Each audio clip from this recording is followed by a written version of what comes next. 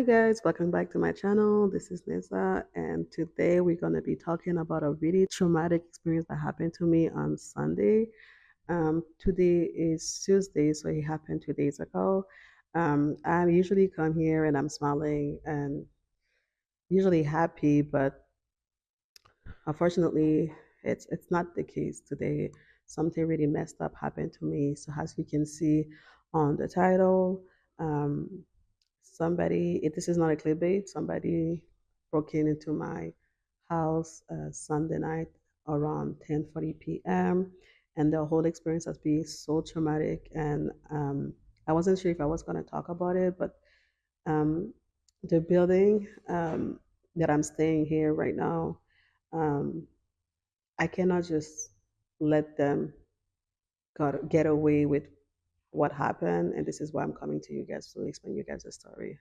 Honestly, I don't even know where to start because there's so much detail in that story, but I'm going to do the best to put everything together so you can understand exactly what happened. So on Sunday, I go back home with my kid, with Noah, and I get him ready to bed, and I get myself ready to bed. And Noah goes to his room, I go to my room, and I'm working from my room, uh, starting from 9 p.m. And so my whole apartment is at that point is super dark because I love being in the dark. So I go to my room and I work and I put Noah to bed and Noah fall asleep around 10 p.m. So while around 10:40 p.m., um, I hear something in my house. So I'm like, oh, Noah's probably awake because as a mom, you never really sleeping 100%. So I told Noah I was in the living room doing God knows what. So I'm like, you know what? Maybe he went to pick up a snack. I'm just gonna let him do it, and he's probably gonna put himself back to sleep when it's done. And then I can hear more and more noise in my house, and that's when I'm like, okay, I'm just gonna go check on him. And while I was gonna go check on him, I saw a man in my living room walking through my living room while I'm in bed in my bedroom. And at that moment, I'm like, there's somebody in my house. How can that happen? So my first instinct is to, oh wow, what am I gonna do? I need to go pick up Noah from his bedroom. So I woke up super quickly. I go pick up Noah. I go back to my room and I lock myself in that room. I take my keys out of the lock and I lock myself in the room. At that point, it's around 10:45 p.m. and I am freaking out. I'm like, I don't know what to do. I'm in a country where I don't know a lot of people. I don't even know what is the protocol here like that. In Canada, you just call 911.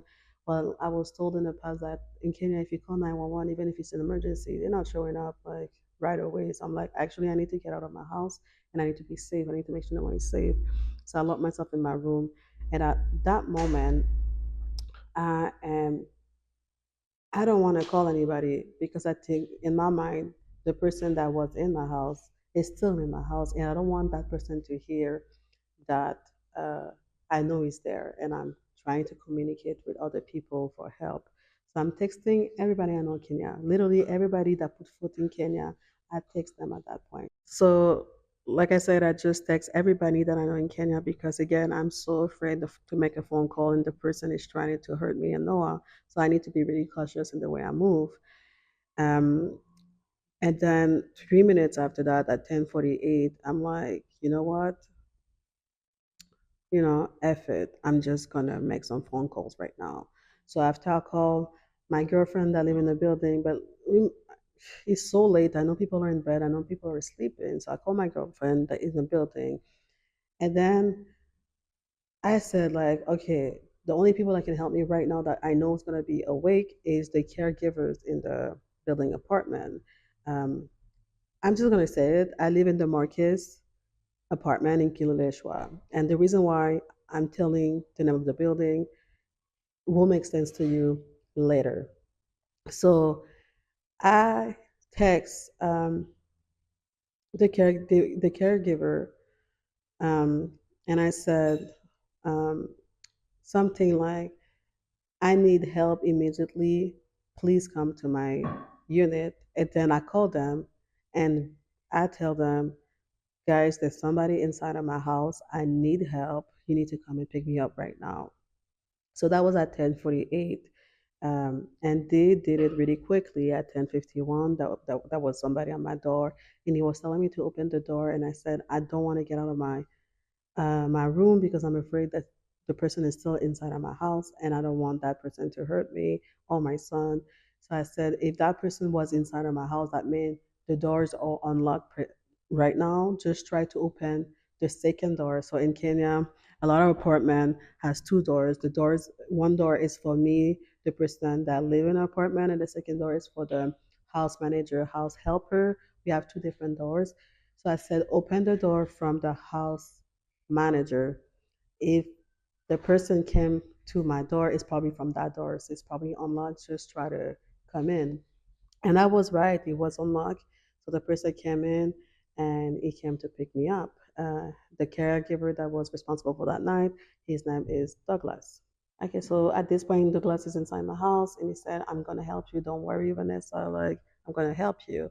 And I said, anyway, he said, I'm gonna go and come back. And I said, no, I don't want to be by myself in the apartment.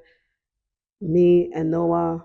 At that point, Noah was still sleeping, so Noah didn't know nothing about that. So I'm like, I'm gonna wake up my son and we're gonna leave the apartment because I do not want to stay here at this point. So we dressed up and I go down to P2. P2 is when it is the entrance and the exit. So I go to P2 and I see security and I started asking them questions. I said, "Did you people? Because we have like 24/7 security, like it's gated. You cannot just come into the building like that. It's almost impossible for you to get to the building like that without signing papers and stuff like that." So I said, "Did you?" By any chance, somebody that I know came to the building not too long ago because there was somebody inside of my apartment, and I want to know like if is there really somebody in my house? Maybe it's somebody I know. At this point, I don't want to believe that that was a stranger. I really want to believe like maybe it's just a misunderstanding. And then I realized quickly he said we go through the paper of visitors. He said actually nobody came to the building for a while, so no. So the two securities are like, no, nobody came for you, whatever. So I'm speaking to the security in English, and Douglas, the caretaker they came to save me and Noah, keep talking to them in Swahili, and I think he's letting them know that I wanted to do cameras immediately because I want to see who was on in front of my door, and I don't want to go to bed until I know that, and I won't go back to my apartment until I know who was there. So the security ended up giving the keys to Douglas to go see the cameras. So we go there, P4. Now, mind you, there's nobody at P4. Where all the cameras, all the TVs to see what's happening in the building is in level P4, and it's in a little corner in the dark, and there's nobody in P4, like no car, no nothing.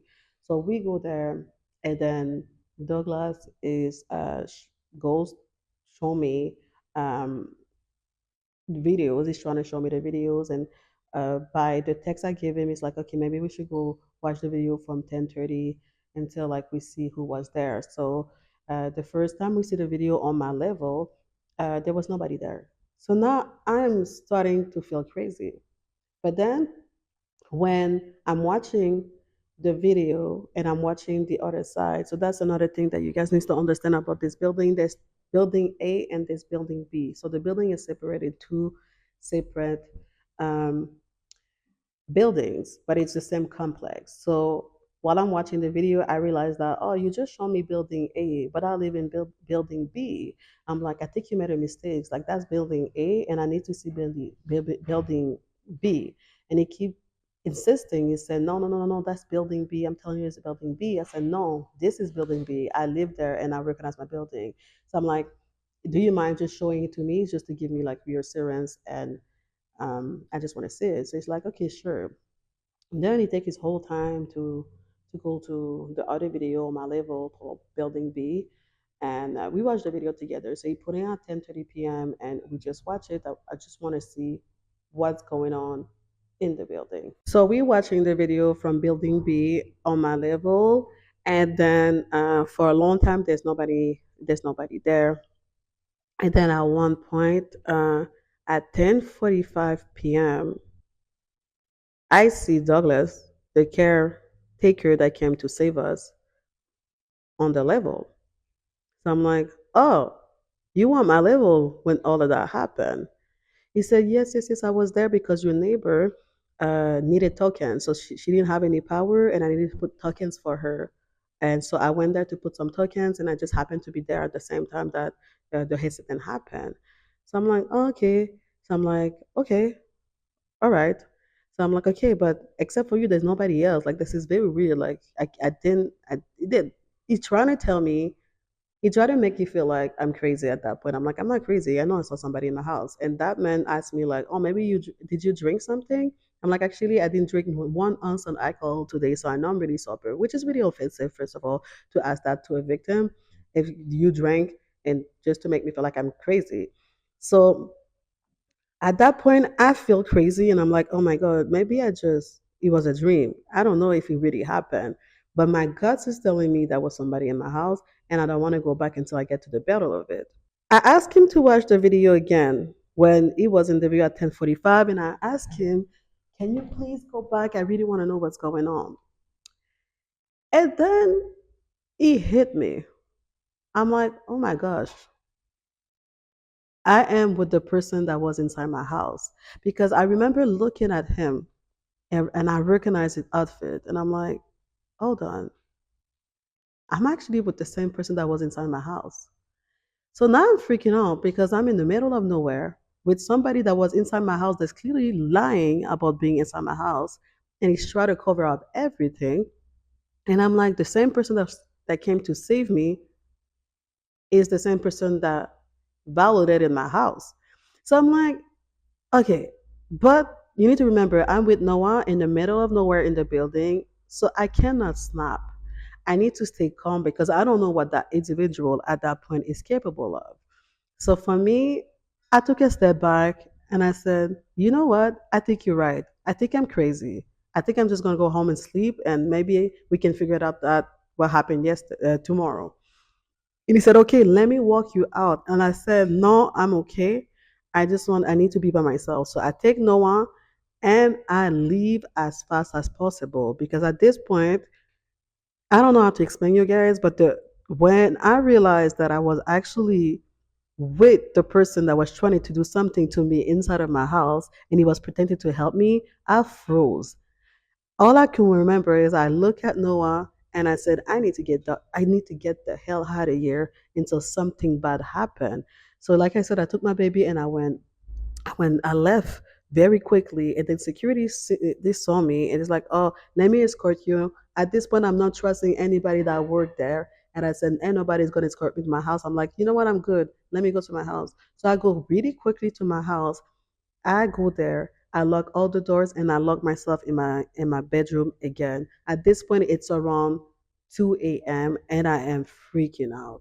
So I go back to my room, like I said, and I lock myself and Noah on my room. And then I tell Noah, I tell Noah a little story so he can go back to sleep. I'm like, don't worry, like, there's nothing happening because I don't want him to worry. So he goes to sleep. He falls asleep, and I couldn't sleep. At that point, I'm texting everybody again that I know in Kenya. I text them over and over again, and I call them over and over again for them to understand that it's actually an emergency, and I'm gonna need you to call me as soon as you wake up. So at 7 a.m., I hear my neighbor uh, is awake. So I leave my house finally. And also, I didn't want to leave my apartment until I was 100% sure that the night shift was gone and the morning shift arrived. Because at this point, I don't want to deal with nobody that was there yesterday. I feel like it was an inside job. I feel like everybody's on it, and I'm scared for my life and my son's life. So at 7 a.m., I go see my neighbor and I knock on her door and I ask her, "Hey, did you lose power last night? And is that true that the caretaker came to you and helped you put some tokens?" She says, "No, that never happened. Everybody was home and nobody came to my house at that time." So I said, "But he told me yesterday that, he came to our level because he needed to put some tokens in uh, on your electricity for your electricity." And while we are talking about that, God, it's so crazy. her power went out. So when her power went out, it was the confirmation that it was never there the day before, because the power doesn't went cannot go out in one day. Ain't nobody putting like enough power just for one day. You just put enough power for 1 month, usually, most people. So I'm like, did your power just go out? She says, yes. Now I need help to put some tokens. So she ended up coming to my house and I helped her with the tokens. And we talked about it. And I just realized that that man is lying and lying and lying. So now it's like, just for you to understand that where we are in the story, it's Monday morning, it's 7 a.m. I just talked to my neighbor. She just confirmed to me that my gut feeling was right, that he was never there to put the token. He was probably the person that was inside of my house. And because I recognized him, first of all, I was never crazy. And the whole time, again, it's so crazy that the person that was trying to help me was actually the person that was trying to hurt me at the same time. So it's 7 a.m. I'm talking to her, and I don't want to be by myself, and I'm waiting for some type of help. And I call my friend Juliet, who is also my realtor, the person that said that found me that place. She finally get back to me, and she says, "Vanessa, what happened?" I said, "You need to come immediately, and I want the other realtor, Nelson, to be there too, because at this point, I want a man around us just in case like something happened." So she said, "Say no more. I'll be there. I'm leaving now." Um, my so yes, that is around 7:30, and around 8 a.m. Management show up to my house and they want to talk to me, and I said, absolutely not. I'm not talking without any type of Kenyan representation. I do not trust you guys. I'm like, the Douglas that you hired, the Douglas that work here, that you think they're so nice, it was inside of my house. And I can tell that they don't take me seriously, and they try to act like I'm crazy. So at the same time that management arrived, I think 10 minutes after that, that's where Juliet and Nelson, my realtors, came to my door. So I'm like, then I started crying, hysterically crying. I'm like, yo, like, I can't believe what just happened. That man is supposed to protect me was the guy that was inside of my house. I'm freaking out, and I feel like nobody's taking seriously. People are trying to gaslight me. People are trying to make me feel like I'm crazy, and I'm not crazy. And then at 8:11 a.m., Douglas, which I'm not even sure how that man had my personal phone number, texts me, "Good morning. I have checked through the CCTV footage. Honestly, I've seen nobody coming from your house because the second cameras show your door." So the guy, Douglas, at this point is trying to cover his act. So he's telling me that he watched all the footage and he didn't see nothing. So I don't actually respond to him because, again, at this point, I know he was the person that was in my house and he's trying to cover up everything. So me, Nelson, Juliet, and management team, we go down again to go see the CCTV footage. And guess what, guys? Out of nowhere, we can see everything from building A, but everything from building B disappear. And there's a glitch. We can tell that the footage has been tempered, and we cannot see anything. And they're like, "How come we cannot see anything?" And we as security is like, it's weird. It never really happened in the past. So at that point, I know that Douglas most likely went back and tried to erase all the footage. Well, technology is so great because I asked them to hire uh, um, an insider, an IT insider that can fix it. So that was like I had to wait like for around 2 hours. Somebody else come, and they were able to get the footage back.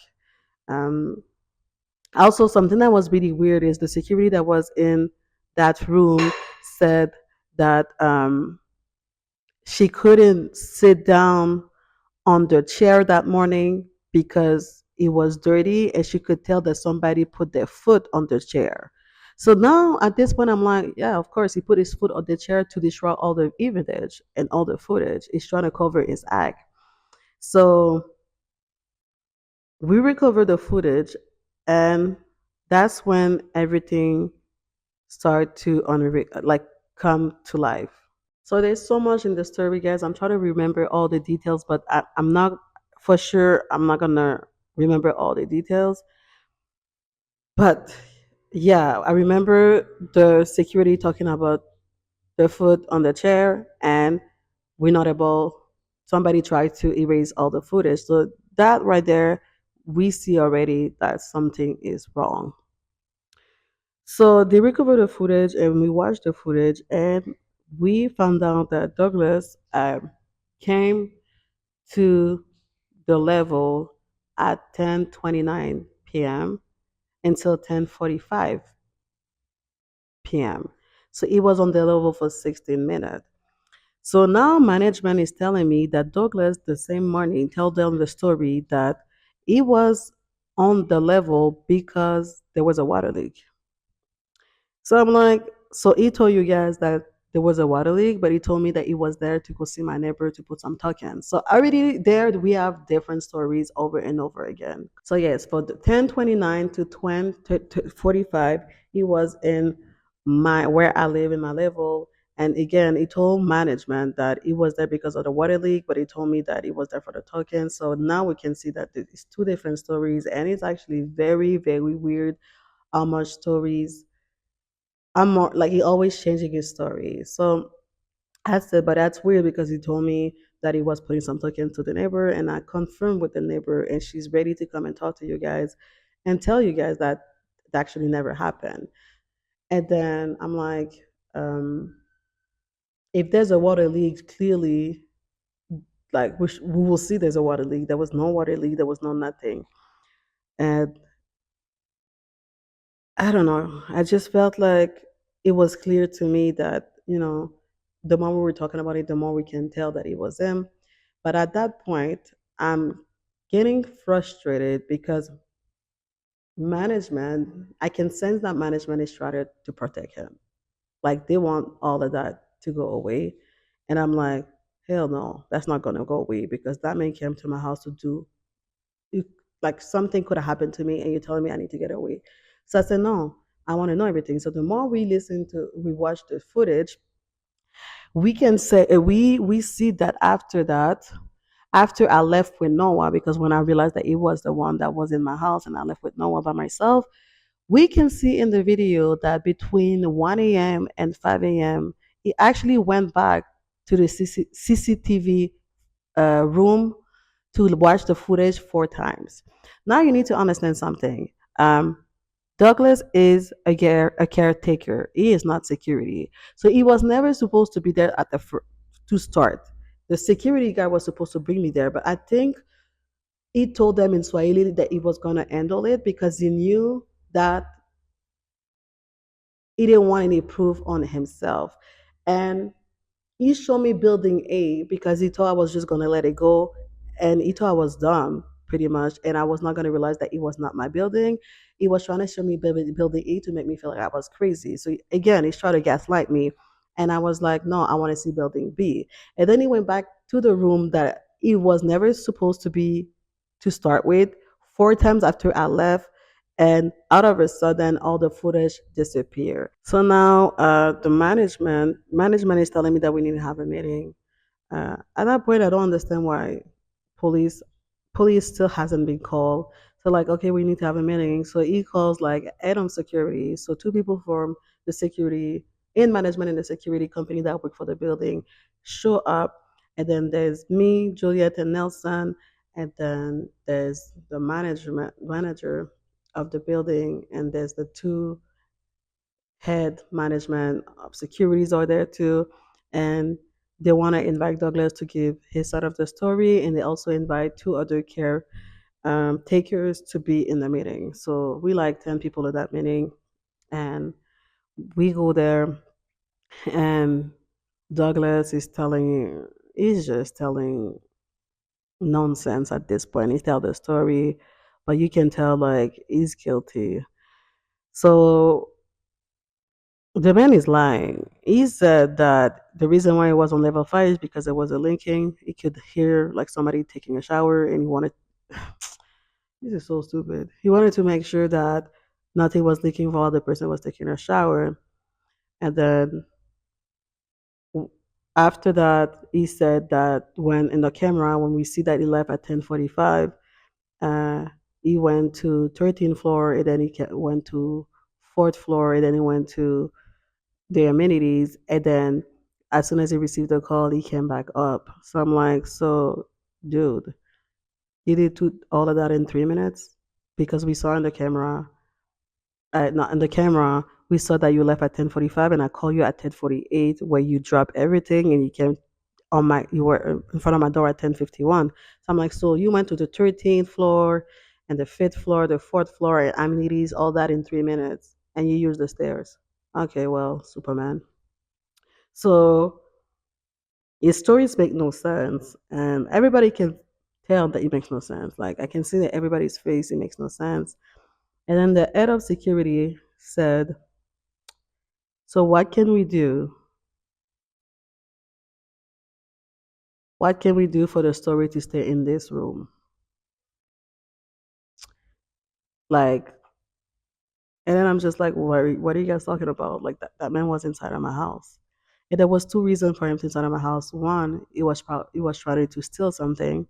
The second is probably because he was trying to sexually harass me. Both is pretty messed up. But when I take a look at my stuff, he didn't take anything from my house. So he was most likely trying to sexually harass me. So I'm like, no, I'm not just gonna let it go.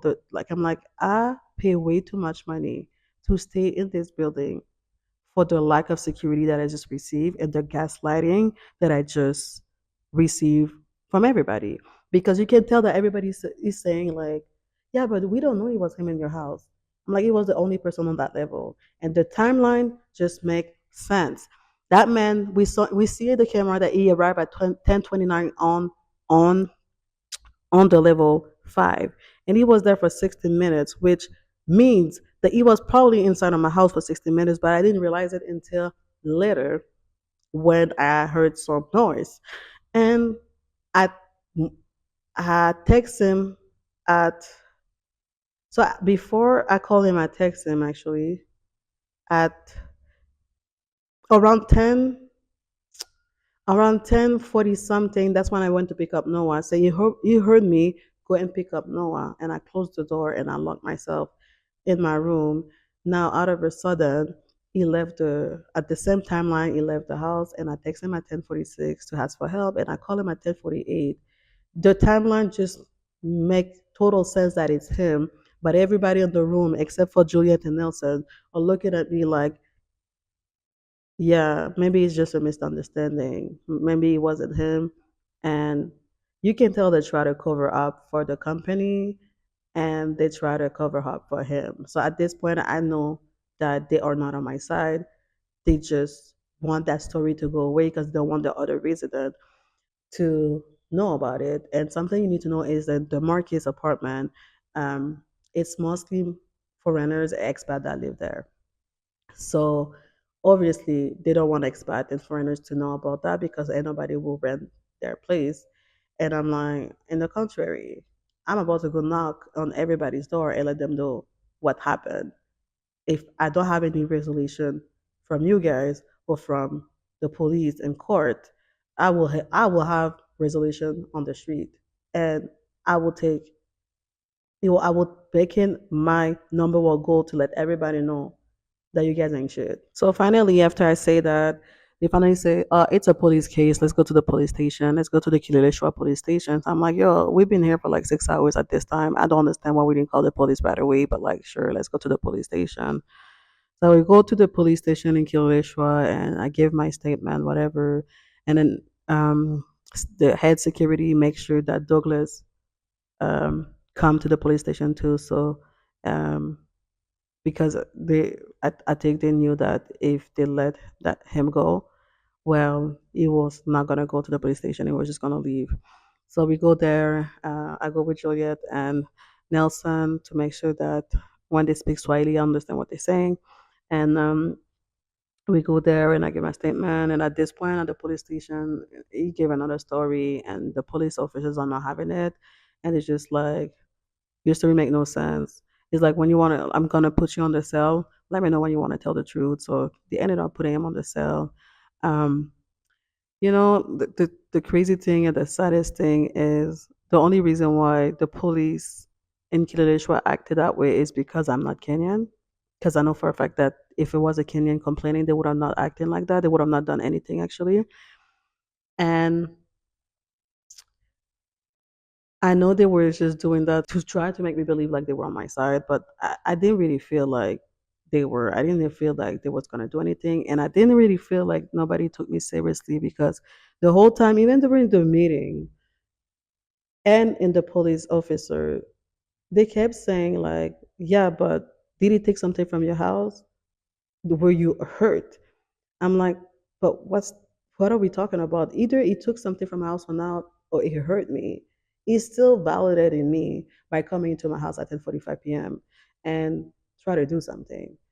He didn't have the opportunity to do anything, but that's because he didn't have the time to do it. So I was a little upset because they keep trying to minimize the situation because, oh, but you and your son are safe and he didn't take anything from your house. Mind you, at that point, I have no idea if he took something from my house because I refused to go back to my house.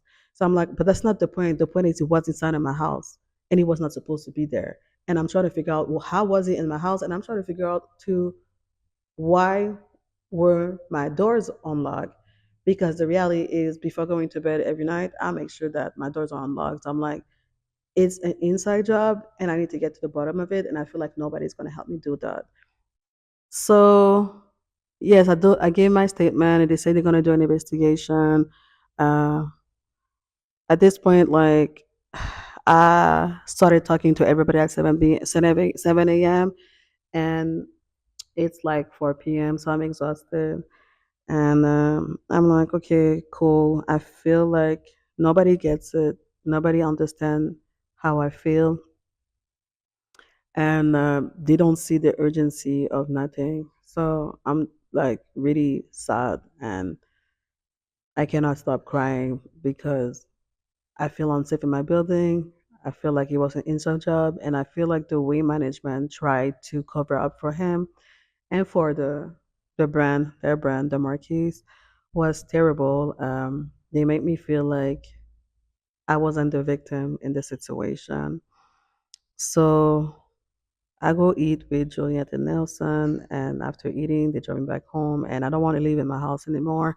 So I pack my stuff, and while I was packing my stuff, I was extremely sad because, as you know, man, I've been living in suitcases for 2 years, and that was the first time that I found my apartment, and I wanted to make it home, but going back there to pack, I realized like I don't want to be there. It doesn't feel like home. It feel like so unsafe for me, and I don't want to stay there. So while I'm packing, I'm crying and I go to my girlfriend's house.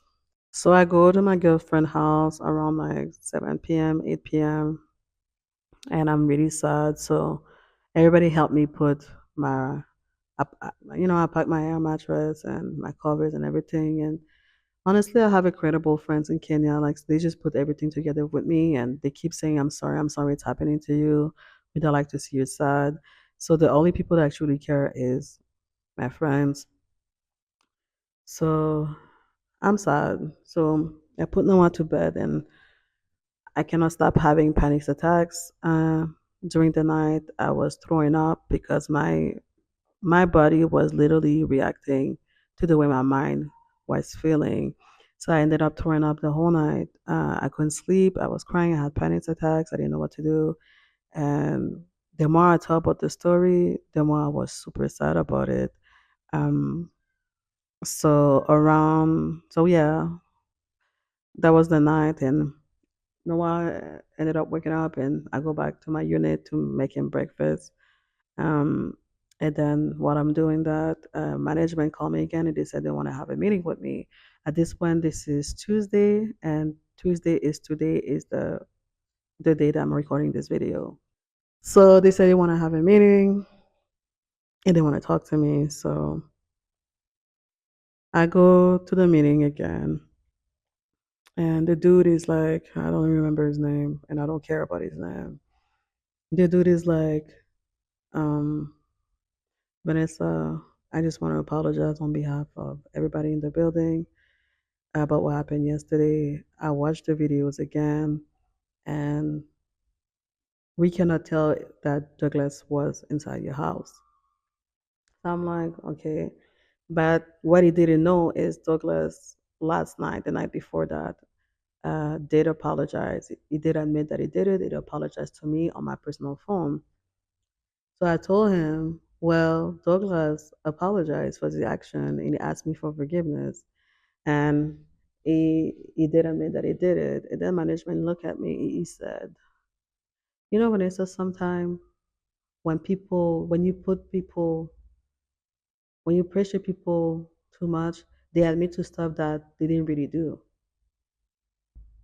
So now at this point, I'm like, so you're telling me that Douglas apologized for the action, but he didn't really do it? Like, what are you telling me? Again, trying to protect the Marquis brand, trying to protect whatever happened the day before. So I said, at that point, I'm like, okay, you're not on my team, and you don't see my side, and you're just trying to protect Douglas, and you protect um, the brand. And they said, well, Douglas has been fired. You're not going to see him again in the building. I said, I don't care. I'm leaving. I don't want to be there. The way you guys handle the situation is terrible. And then more thing happened after that because my girlfriend ended up coming and talking to them. And at one point, I just left because I didn't care to hear what he had to say because, like, you're not gonna try to blame the victim. Um, so yeah, there was not one real apology that happened, and at that point, I'm drained mentally, physically, and I'm like, they don't care and they don't understand the gravity of what happened. So I'm like, again, if I cannot have justice the right way, I'm just gonna go ahead and expose you guys. So I'm like, I'm just gonna go ahead and expose you guys. So this is why I decided today to make this YouTube video because I want to share it to as many people as possible. And I don't usually ask you guys to post and putting on your stories and share my videos, but today I'm asking you to do it. Um, because the market needs to be exposed for the way they treat their residents. It was totally unacceptable. And everybody that I told the story after said he was probably trying to rape you. So for them to try to minimize what could have happened to me because I wasn't hurt and he didn't take anything in my house, it's pretty messed up and it is not okay. Um, and I want to be out of this building as soon as possible. And my realtors are well aware of that and they will make the proper step for it to happen. So I made the decision that I was going to leave Nairobi. Well, I'm leaving Kenya for a couple of weeks so I can go heal. I'm going to go see one of my good friends and in another country and spend time with him because right now, honestly, I don't want to be here. And I want to say something before I finish this video. This video is not to bash Kenyans and Kenya in any way. We need to focus on what happened and the people are in the wrong is the people in the market. So for the people that don't live in Kenya, even my close friend that follow me and follow my journey, um, it could have happened in any country. So don't ask me to go back to Canada because I won't be coming back to Canada. I am not more safe in Canada. I had some really bad thing happen to me in Canada too. It's actually the reason why I left Canada because I didn't feel protected by anybody. So let's not do a Kenya is dangerous type of thing because it is not dangerous. That man Douglas had really bad intention. It's on him, and it's also on the Marquis by the Marquis needs to be held accountable for the way they handle the situation. So I'm gonna repeat that again. I don't hate Kenya. I still love Kenya. I still want to stay in Kenya, and I just need a break to go heal. But I will be back in Kenya, and I don't want anybody to think that Kenya is dangerous because it is not dangerous. Things happen everywhere in the world. It's just a really bad situation that unfortunately happened to me, and I'm gonna have to deal with it the best way I can. The best thing that you can do for me right now is obviously to pray for me, pray for my mental health, pray for my strength, pray for my healing because it's been a difficult 48 hours for me. And I'm not okay. I don't feel okay. And if you really want to help me repost this video as much as you can, I'm asking all Kenyans to do their part and repost it. I want the Marquis to know that what they did was not okay.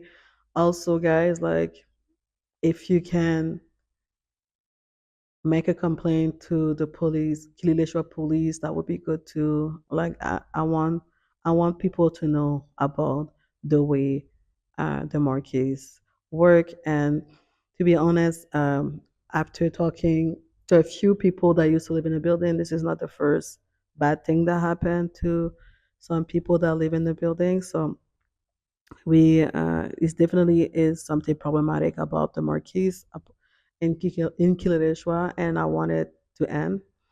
Um, that being said, guys, I probably forgot a lot of details in the story because so much happened and so much gaslighting happened that I cannot remember everything. But what I will say is just be careful who you trust. If you're an expat to any country, just be careful who you trust. I think it's really unfortunate that the people that are supposed to protect us and we pay money to protect us were the people that try to, you know, hurt my son and I. But it is what it is. I don't like to have to make video like that. I'm usually like a more jovial person and smile all the time. But I promised that I was going to be authentic in my journey to relocation, and unfortunately, it happened. And I feel like I need to talk about it. And yeah, so I will be leaving for a couple of weeks while my realtor find me a new place to stay. I'm okay. I'm safe. No one is safe. Um, I'm okay physically, but mentally it's something else. So again, keep me in your prayers and thank you for watching. And I will see you guys in the next video.